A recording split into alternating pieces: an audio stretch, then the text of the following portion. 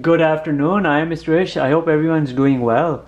In this video, we're looking here at a fun derivative application suitable for the high school student, math student. What is our derivative application? It's simple. Function x to the power of n, its derivative is using the power rule, and your derivative is n x to the power of n minus 1. An example. If I'm looking here at x to the power of 3, I follow this root. I'm looking here at 3 coming down here. 3x and then this minus 1, I have 3x squared is the derivative of x cubed. That's your power rule. This is all that you need to know for this specific exercise.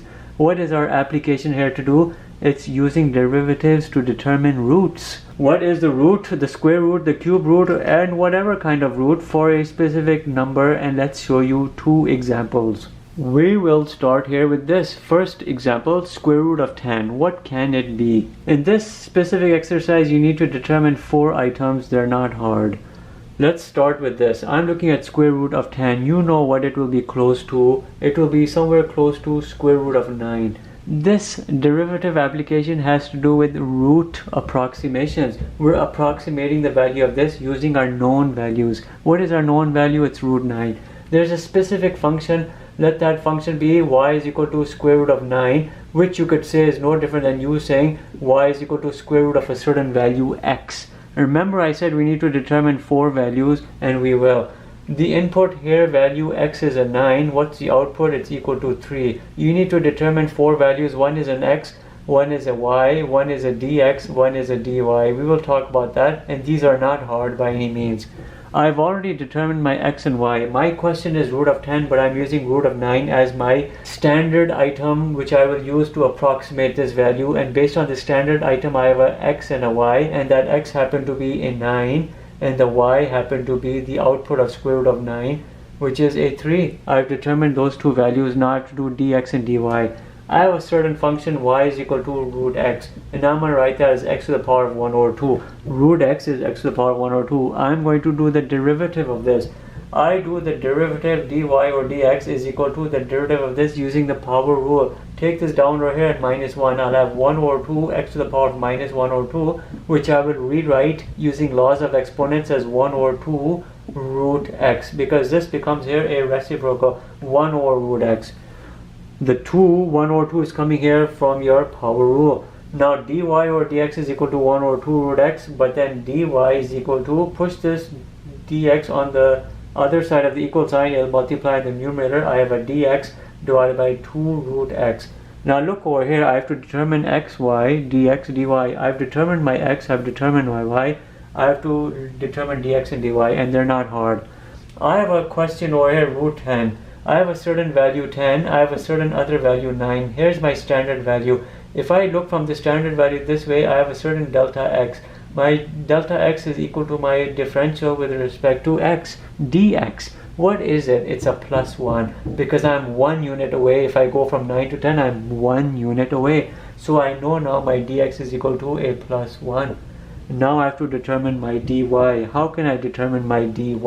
Your dy will be determined simply by this formula, by plugging in your known items. You have 3 items here, dy, dx, and x. You have 2 of those. You have to determine the third. Dx is equal to 1. I have a 2 root x. What's my x? It's a 9. I'm looking here at 1 over 2 times 3, which is a 1 over 6. I've determined my dy 1 over 6. How do I determine my approximated value? Let's use an abbreviation. My approximated value for this is equal to what? It's a specific formula which you can remember. It's equal to a y plus a dy. I have everything here, y and a dy. What's my y? It's a 3. What's my dy? It's a 1 over 6. And this right here will give you a close enough value to root 10, and let's determine it. We can bring out the calculator, or you could have kept your answers in fraction. I'll do the calculator. I'll do 1 divided by 6 plus 3, 3.166 repeating. How about we just write it as this 3.166 repeating, and this right here is equal to root 10. Not exactly equal to it, but close enough to be a good estimate. What's root 10 on a calculator? Let's do square root 10. I have 3.16, and then I have a bunch of other numbers. I have a 3.1666 repeating. The only reason why I have this variance is because we're dealing here with small numbers where the margin of error is very small. If we were dealing here with a large number, this procedure will work very well. you'd have an end result here from y plus dy, which would be very close to the actual value. Because our value here is small, the margin of error is also small, but it's still good enough, 3.166. So this is how you can use derivatives to determine your roots for numbers. Your approximate value is equal to y plus dy. You're bringing in a derivative procedure. You're using x, y, dx, and dy. And this is an example completed. Let's look at one more. Our second and last example, cube root of 65. How can we use derivatives to get a very good approximated value?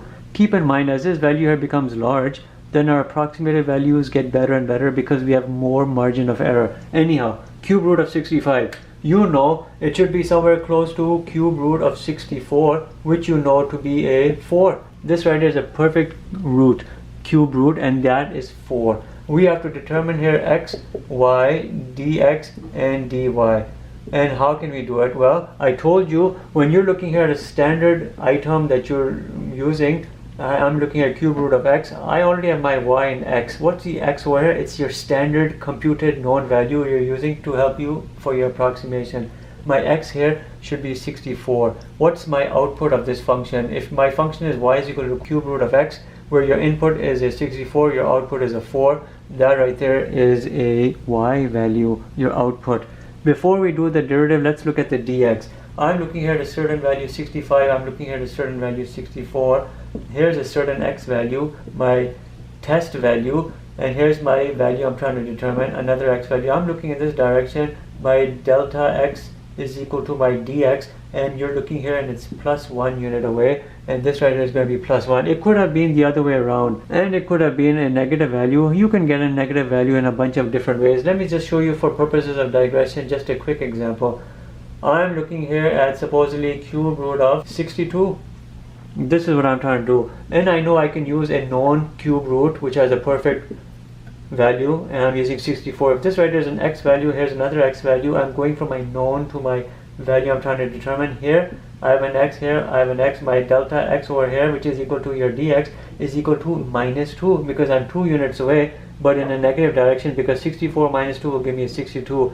Here 64 plus that 1 gives me a 65. So that dx, which is your delta x, can be a positive or negative value based on what it is you're using and what it is you're trying to get to. How do you get to it? Is it either a sum or is it a difference? Keep that in mind. Anyhow, let's look at our dy.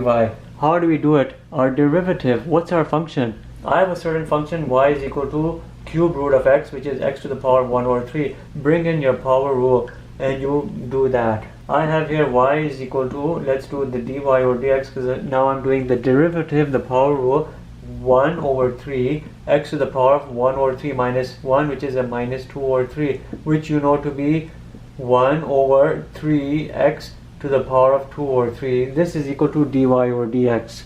If I want to solve for dy, I push the dx on the other side right here, and it'll end up right over here in the numerator. I'll have here a dx divided by 3 x to the power of 2 over 3. Now I have to solve for this, but I have everything else. Let's clean up this mess over here. You know I use a power rule, and you know what the function was. The function was cube root of x. Run that through your power rule and you come over here, solve for dy, push the dx you have here. I have a dx, I have an x. My dy value over here is going to be dx, which is a 1, divided by 3 x, 64, to the power of 2 over 3. You can do this easily here without a calculator. 64 you know is a 4 cube to the power of 2 over 3. These cancel out. I have here a 16. I'm really looking here 1 over 3 times 16, which is a 1 over 48. This dy is equal to 1 over 48, and we've determined it, and it's right. 1 over 48. Think about it. Laws of exponents are coming into play. 64 is your x to the power of 2 over 3. Change the base to 4. It computes 16 times 3, 48. It works out.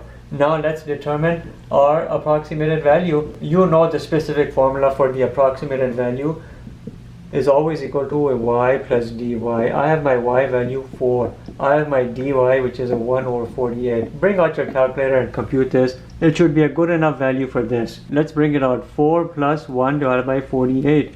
I have here 4.02083 repeating. Let's bring it here, 4.020833 repeating. That's my end result for cube root 65. Let's check it with our calculator. 65 and cube root. 4.0207. Where am I differing from? I have a 020 and then a 7. Here I have a 020 and an 8. I'm differing from fourth digit onward, but I'm still good over here.